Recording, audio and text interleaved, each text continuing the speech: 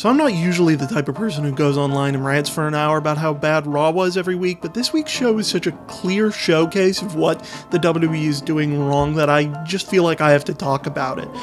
Up and down the card, you had things that didn't work or were bad ideas to start with, and it's just so endemic of what the WWE is doing wrong lately that before we even start to talk about the first segment, I have to talk about Roman Reigns first. So the WWE is in desperate need of a new top guy. John Cena is getting older and he's planning for life after wrestling, and his act is just getting stale. Half the fans hate him every week anyway. So it's time to create a new star, and Roman Reigns is the guy that they're going with. And you know what? It's fine. Roman is decently charismatic, he's a good-looking guy, and he cares about the business. He's willing to work hard to succeed. He's got good instincts, and he's got a decent pro wrestling background. If you're going to put the title on someone coming out of this tournament, you could definitely pick someone worse than Roman Reigns. At least he's not Kane or The Big Show or John Cena or Randy Orton. He's a fresh face, and he's got the qualities that are necessary to make a new big top star. Sure, he's green, and he's not everybody's favorite, but you gotta go with somebody, and you could do much worse than Roman Reigns. But none of that means that making him into a big superstar is gonna be easy. You've got to establish him as a big hero to the mainstream masses, and you've got to make him almost universally likable to your crowds. So you want to create a big hero. So to do that, you have to have him conquer a big villain. I mean, think about Luke Skywalker. Here's a character that became a big hero that can sell the mainstream audience a bunch of toys and merchandise so you can make a bunch of money, right? So first the movie establishes an oppressive, scary villain, and then we see the hero's humble beginnings. You know, he's yearning for a greater life, and then the tragedy that serves as his call to action. We see him struggle against problems that seem to be over his head, and then ultimately he gains the confidence necessary to use his hidden strengths to defeat the bad guy and save the day. This is the hero's journey. It's the classic story of good versus evil. It's simple, it's formulaic, but it works. This is the kind of formulated storytelling that has created nearly every memorable hero figure in fiction since ancient times, and it's the basis on which pro wrestling was built. It's because we relate to the humble hero and then get to vicariously live the power fantasy of getting to take out the bad guys. That's what makes this kind of storytelling satisfying. So now let's talk about the first segment on Raw, and how horribly it botched this simple universal premise in trying to make Roman Reigns into this kind of hero. So Triple H comes out and he talks up Seth Rollins after his injury and asks us to sympathize with him. And given what's about to happen, this is a terrible idea. We as the audience are feeling sympathetic to Seth Rollins right now. The guy who got injured in a freak accident and his health was put in jeopardy, his career has been negatively affected. That's a situation that everyone can sympathize with. And since he's a great worker, has been putting on awesome matches, right now we like the guy more than ever, and we're hoping for a quick, painless recovery for him. Unfortunately, this is one of those situations where the death of kayfabe is negatively affecting the show, because we should hate this heel, but because we're thinking about the real Seth Rollins right now and not the character he plays on television, we're feeling sympathetic towards him in a way that the fiction of the show doesn't support. But the other thing that's really hurting this is that Triple H has not been playing a very consistent villain either. I'll get into that more in a minute. So at this moment, the crowd is cheering Triple H and is excited for what he has to say about the future of the WWE title, and then he calls out Roman Reigns. Triple H goes on to cut a charismatic promo trying to tempt Roman Reigns into siding with him. He tells Roman that the winner of the tournament could face him at Survivor Series, but if he doesn't side with him, then he's going to have to participate in the tournament himself instead, which is going to make his likelihood of winning the championship much worse. So while he pleads with Roman to turn heel and join the Authority, the crowd is chanting for Roman to go through with it, chanting yes, yes, yes. In the end, Roman Reigns sticks with his morals and refuses to join Triple H's side, and the crowd boos him for it. And why not? The crowd doesn't hate Triple H, and it's his own fault. He's gone out of his way to make the crowd cheer for him. He's made clever references, talked inside baseball, and basically acted like a babyface in order to draw cheers, even when he's supposed to be depicting a villain. Even when Stephanie McMahon, who has more naturally hateable mannerisms and is a more effective heel in general, she pulled the babyface move of introducing the NXT Divas and starting the Divas Revolution, so she hasn't been a consistent villain either, and she wasn't even out here to support Triple H's role as a heel, so it doesn't really matter. We're asked to hate Triple H, and we've been given no reason to. Week in and week out, we don't really know whether the the Authority are babyfaces or heels. So now when we're asked to hate them and to care about whether Roman Reigns is joining their side or not, it just falls flat. The Authority haven't done anything to make us hate them since the Shield broke up. And sure, they cut a heel line or two here and there, like last week they teased the crowd with the Survivor Series main event, and then, of course, they told them they have to wait for the pay-per-view, but they've been way too inconsistent as heels to try and now use them as this big catalyst that's supposed to make Roman Reigns into a huge babyface. It just doesn't work. Also, if you're a fan of Roman Reigns, then by what logic do you not want him to join Triple H's side? I mean, if you're a big Seth Rollins fan, life has been great for you the last several months. He's been working the top of the card, having 4+ star matches for about 8 months now. If you like Roman Reigns and you want him to succeed, then why shouldn't you want him to join the Authority? We all know and see how the bad guys get to be cooler and more interesting than the good guys in WWE anyway. This is why people want John Cena to turn heel. It would make him more interesting. So now Roman Reigns has to fight the Big Show. Like, that's a big scary threat that's going to prevent him from winning the title. Of course, we've already seen Roman Reigns beat the Big Show before plenty of times, and the moment you heard his music, you knew he was coming out to job, so the value of Roman's victory over him is 0. Then we see the tournament bracket, and you can already see what the problem with this situation is just by reading the names. I want you to look at the names on the right side of this screen. These are the people who are eligible to face Roman Reigns in the finals. And tell me, so among these people, who's going to be the bad guy who Roman Reigns is going to beat for the title in the finals at Survivor Series? Maybe you're looking at Kevin Owens. Well, that's a big mistake, because a very loud, passionate section of the crowd is going to cheer for Owens and boo when Reigns beats him if that's what you go with. Now, let's take a moment to talk about the wrestling nerd section of the audience and why they're important even though they don't represent the big numbers and big money that the mainstream audience does. In fact, let's talk about another example in sci-fi movies, the Star Trek reboot from 2009, and how it was a big mainstream success and critical success, despite how the nerd audience now feels dissatisfaction for it in retrospect. You see, when Star Trek 2009 came out, you had a lot of the nerd audience pissed off, but you didn't hear massive outcry. You didn't get rioting on the internet about it. In fact, lots of nerds like this movie and will continue to defend it. That's because those in charge of making this movie knew they had to do a few things right in order to prevent a huge amount of nerd outrage. Now, why should they care? Of course, nerds don't make up a large enough portion of the audience that'll ruin the movie if they don't go see it. And I mean, they're Star Trek nerds, so of course they're going to go see a Star Trek movie when it comes out. The mainstream audience outnumbers the nerd audience at least 10-1. But when the mainstream audience decides whether or not to go see a movie and afterwards how they feel about it, they're subject to a lot of outside influences. They listen to the buzz that's brewing on social media, they look at what critics are saying, they check Rotten Tomatoes and IMDb, and when there's a huge negative buzz surrounding a movie, even if it's only being caused by nerds, they hear about it and it colors their opinions, and that can be a problem to a movie's public image and legacy. While nerds may not have the numbers that the mainstream audience has, they're far more vocal and passionate, and their voices have a bigger effect on the overall public image of a movie. Star Wars Episode 1: The Phantom Menace is the highest grossing of all the Star Wars movies in theaters. It was, by all metrics, a mainstream financial success. All the prequels were. But now that Disney owns the Star Wars franchise, they're disowning the prequels. They're pretending like they never happened.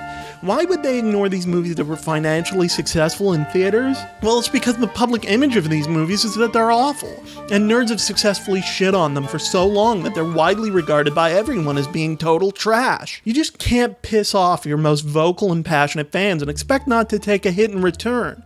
If Disney decided to embrace the prequel stuff, it'd piss off Star Wars fans so badly that you'd get massive protests, boycotts, nothing but negative buzz all over the place, and that would affect the movie's bottom line. So when big companies like Disney and Paramount are going out of their way to not piss off the nerd audiences for their big name franchise, you should realize that it's important. That's not to say that Paramount and Disney should make the Star Wars and Star Trek movies just for nerds.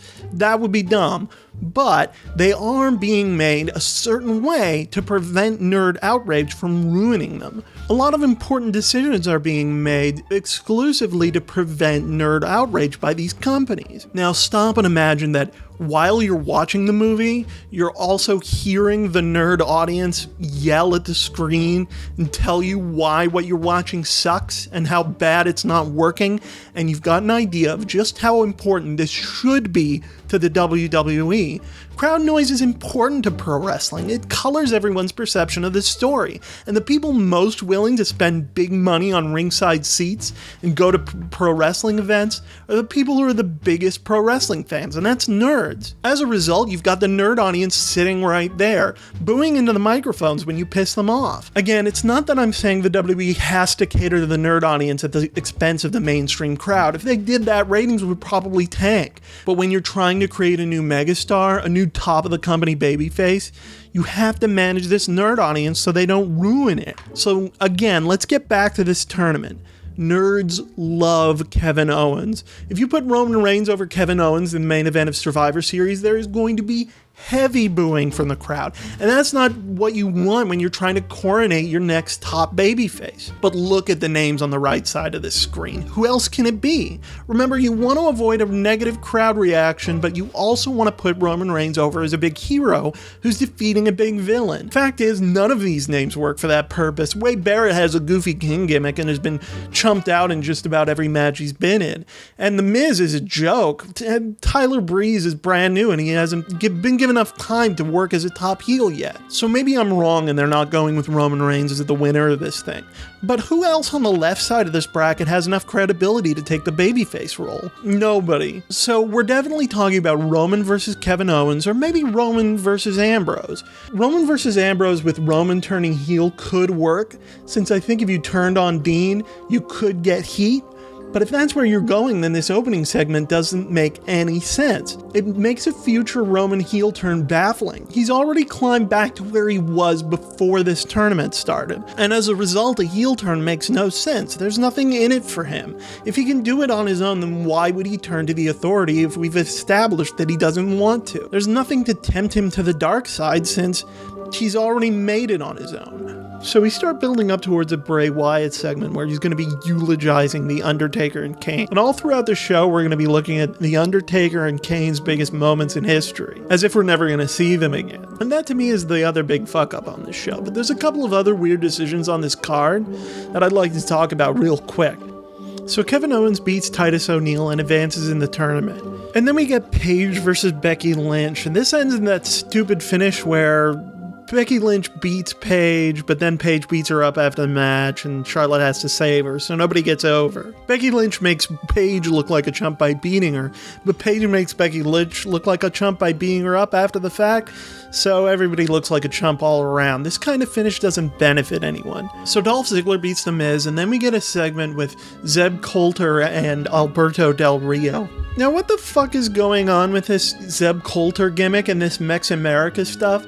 Are we actually supposed to hate the idea of Mexico and America, like, cooperating with each other and, you know, building up on each other's strengths? Like, is that supposed to be a hateable idea? And furthermore, why is Alberto Del Rio a heel in the first place? Isn't the benefit of hiring Alberto Del Rio back and giving up a bunch of money to drop Lucha Underground and AAA the idea that you're supposed to create a new Hispanic star that, you know, Hispanic people can look up to and cheer as a babyface? But even if we are going to value the idea of Alberto Del Rio as this heel, I got 4 little letters for you, and it's KISS. Keep it simple, stupid. Pro wrestling isn't supposed to be, you know, like a head trip. It's supposed to be simple. We're supposed to have clear heroes and clear villains, people that we hate and people that we like. This whole Mex America concept is just a little too intellectual, and it's not that I'm against intellectual ideas at all. I'm into that sort of thing in the right context, but wrestling just isn't the right context for this story. And when you're throwing this idea out there and then trying to do heel lines to try and support it as this villainous thing, I just don't know what to feel about it. These guys just aren't clear-cut villains or clear-cut heroes, and the result is that it comes off flat. It just sucks. And then we get another Divas match with like the same dumb finish. Yeah, who cares? And then we get Sheamus versus Cesaro. Now, I'm not a Sheamus fan. I don't really like him in the ring. I don't really like his character. I don't really think he's that charismatic, that useful. And frankly, having Sheamus as a mid-card guy is fine to me, if that's what you're going to do with him. But he is the Money in the Bank holder, and with that title comes some potential for the guy to mean more to the company than just another mid-card guy. And I mean, they seem to like the guy and seem to want to do something with him. And then they have him come out here and get beat by Cesaro. Now, I like Cesaro. Cesaro's great, and I wish they'd do more with him, but they've also cut the rug out from under him lately in a way that makes it weird that he's beating Sheamus here and moving on in the tournament. Now, this makes Cesaro the guy who's going to face Roman Reigns next in the tournament. If the idea is that you are going to build Roman Reigns up to be a big hero, then why wouldn't you have him beat up Sheamus, the guy who everyone hates? Mainstream audiences and nerds alike hate Sheamus. They're going to cheer Roman Reigns when he beats him. But instead, you chose Cesaro to win here. And that means that Roman Reigns is going to face a guy that nerds and mainstream audiences like more than Roman Reigns. And that's just a baffling decision to me. Why wouldn't you have Roman Reigns beat like 4 solid villains and then win the title as this glorious hero? Why would you have him face Cesaro in the middle of this tournament? It doesn't make any sense. And as much as I like that Cesaro is getting a win here, there's no way he's going to beat Roman Reigns, so what's the point? I mean, this match isn't going to make or break Cesaro's career, so you might as well have him lose to Sheamus and then have Sheamus go up against Roman Reigns as this hateable bad guy. Just makes way more sense. And we know they're not going to use Cesaro as a top babyface. So whether or not he wins this match is not going to make a big difference to the bottom line. I just don't know why Cesaro won here. It doesn't make any sense to the overall narrative. I mean, I'm glad he won a match. It just seems to be at the expense of the overall story that you're trying to tell on this show. So Dean Ambrose beats Tyler Breeze, but Tyler Breeze gets a good showing out of it. And I'll use this opportunity to praise the WWE on something they're doing right. I think they're really handling Tyler Breeze's call up pretty well. They're putting over the idea that Tyler Breeze may be a fancy boy, but he's also very aggressive in the ring when he gets a chance, and that he's got this temper, and that he's good in the ring, and that he's an effective fighter. And that's important to putting Tyler Breeze over and making him a character that fans can care about. So really, I think Tyler Breeze has been handled well since he's been called up from NXT, and that's something that the WWE really could have botched. So I'm happy about that. And then there's a fun New Day 6-way, and those guys are really entertaining, and it was a fun match. And then Bray Wyatt comes out for his promo, and at first he pretends to like care about the respecting the Undertaker and Kane and their legacy, and then he sort of turns heel on them mid-promo, and that's okay. I don't think that's strictly necessary. I think you can have a heel that, you know, cares about the people who've come before him and is trying to build himself up on their legacies. But whatever, it's not important. What is important is that at the end of this promo, the Undertaker and Kane come out, and they surprise the crap out of Bray Wyatt, who like sells it as being really scary. And he's super surprised by this. So like, how is Bray Wyatt surprised that these two guys are alive if they're alive? Like, what did Bray Wyatt do to them to steal and eat their souls? If he really did steal and eat their souls and like kill them, then they shouldn't be okay again already. It's only been 2 weeks. And if he didn't really steal their souls and he just bribed a guy in the production truck to make the lightning and fire happen, then he shouldn't be surprised when they come out here to kick his ass. And maybe this is all mind games and he just wants to conquer the Undertaker and Kane and make it seem like he's superior to them. But then when he sells with all this tremendous fear when they come back out again, it makes it seem like he didn't realize that they'd be after him. So either Bray Wyatt is stupid or he's just a very ineffective soul-stealing ghoul. Either way, it makes him look like a chump. So then Bray Wyatt summons the Wyatt family, and then the Undertaker and Kane just run through them. These two old, stale characters who are at the end of their careers just run through the Wyatt family and make them look like assholes. And I mean, we've been spending the entire show looking back at their careers and all the times they've been dominant in the WWE and remembering how badass they are. So we don't need them to look even more badass now. We really needed the Wyatt family to look strong. It looks like we're heading into a Survivor Series match with The Undertaker and Kane versus the whole Wyatt family. So I can understand how you might want to keep them strong, but really we already know that The Undertaker and Kane are strong and badasses. We really need the Wyatt family to look strong into this if we're going to believe that they have any chance of winning. Even though this is 4-on-2, we've seen The Undertaker and Kane conquer greater numbers so many times that we really need the Wyatt family to look strong going into this. And who really benefits when The Undertaker and Kane destroy the Wyatt family single-handedly or double-handedly? The Undertaker is in the twilight of his career. Every time we see him at WrestleMania could be the last. And Kane is this really stale character who's been unmasked on TV most of the time and has been this smiling, goofy dude with a mug. We should be spending this time to try and put over the Wyatt family as the future of the dark, scary, supernatural part of the WWE. Once again, we're cutting the legs out from under the present in service of the past. And that's a big part of why we don't have anybody in this tournament who is ready to pick up the torch and lead this company into the future. And the WWE does this all the time. You look at Shawn Michaels chumping out Seth Rollins on the mic, and a few weeks ago when the ratings were really taking a tumble, they brought in Ric Flair and Shawn Michaels and Stone Cold to try and prop up the show, but they didn't really have anything for them to do. But they needed old stars to try and prop up the ratings because they just keep undercutting their present day stars and their future stars. And this segment was really endemic of that, and it's really frustrating to me as a fan. I want to get invested in Bray Wyatt and the Wyatt family. I want to be involved in this story. But not only is having these 4 guys get beaten up by those 2 guys really unrealistic, especially since they're such big dudes who look like they should be able to beat these guys up 2-on-2, let alone 4-on-2. I mean, Luke Harper and Eric Rowan are being treated like they're cruiserweights just because Braun Strowman is maybe a few inches taller. They're all giants. You can treat them all like giants. And while it's okay for Bray Wyatt to be this Weasley cult leader who's surrounding himself with giants for protection, this segment really chumped out Bray Wyatt himself. If he was able to summon the thunder and the lightning last week, why didn't he summon it now when it could help him? I mean, what's changed? The realism and the logic of this segment are just terrible. And like I was saying before, it's just a showcase of what the WWE is doing wrong and why it's frustrating and it's not working. With a segment like this to end Raw, it just gives you a bad feeling about the show overall. We always remember the beginning and the end of things. That's human nature. So with a start that really didn't work and an ending that really didn't work, or rather it worked, but at the expense of Bray Wyatt so badly that it leaves us with a bad taste in our mouths. I mean, the crowd was cheering, but what are you sacrificing in order to get that pop? It's basically undercutting one of your big matches at Survivor Series and one of your long-term big characters. There's only so much damage control